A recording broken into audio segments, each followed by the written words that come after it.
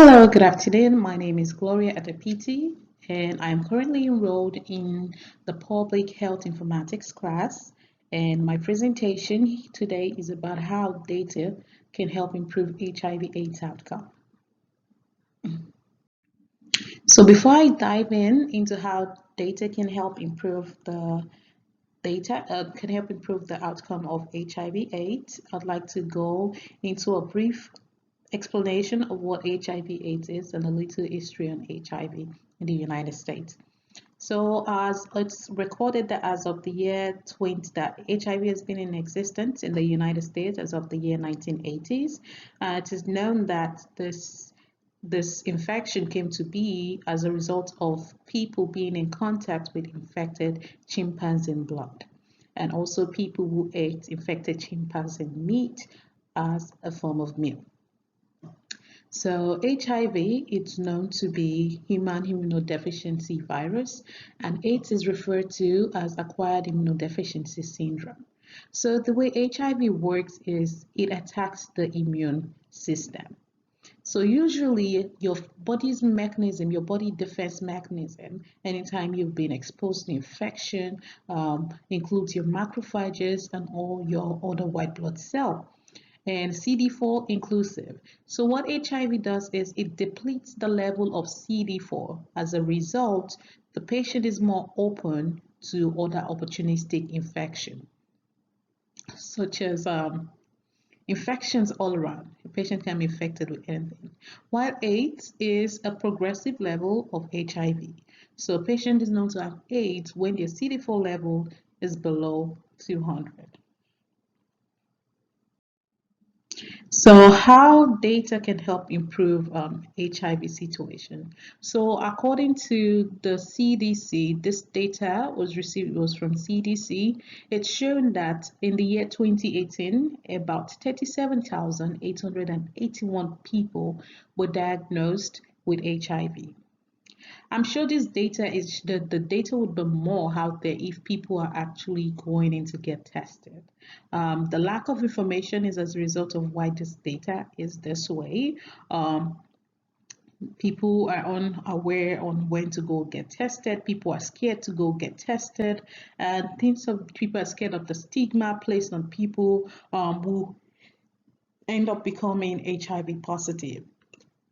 So as you can also see from the data, as you can see from the data on here, you see the major states with the high diagnosis rates is the states with the largest population, which almost makes sense because if you have a larger population, there's a tendency that the data is skewed towards the population, towards the states with the largest population. As you can see, Florida is among the states with a high data of diagnosis, Georgia inclusive, and the likes. And as the same way that this state with the largest diagnosis rate also shows that they have a high mortality rate as well. And this is where we come in. This is where we come in as public health informaticians. We're here to educate the public, improve the information which they have, to ensure that people are educated on when they need to go get tested. After they get tested, the next step in terms of medications to help improve their health and to help them fight against other infections. So although there is no cure for HIV at the moment, however, there are medications that help you treat and help you manage these illnesses. And if people are unaware, if people don't have the right information, they are not sure on how to proceed in terms of getting the best care. So yeah, I have ways to improve the data we have there. So when looking at the data from CDC, it's indicated that they're based off of the different ethnic group and race. It was shown that African American had the highest rates of HIV diagnosis. And being African American, I understand the stigma placed on people who are HIV positive or people who have any form of medical issue, which is why people are probably not out there seeking help and seeking the right care to improve their health. One of the main things I believe we can do to improve this data is to educate the population, educate the public at large. Educate them on what to do when they have a feeling where they fear that they might be exposed to body fluids from an HIV positive person, if they've had unprotected sex with someone who might be HIV positive. The different steps need to be broken down in layman terms whereby anybody can understand.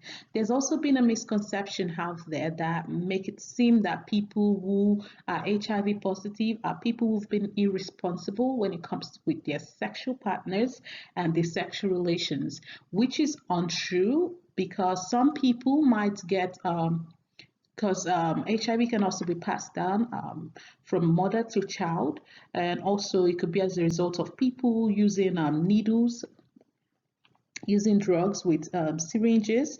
And it can also be someone being exposed to body fluid, blood, that infected blood with HIV at work, things of that sort. So there's a need for deep educating to the population. And since now we're in the era of social media is definitely a platform to help educate people, especially the young adults at this point, educating them on how to better protect themselves and also how to educate their peers and their family.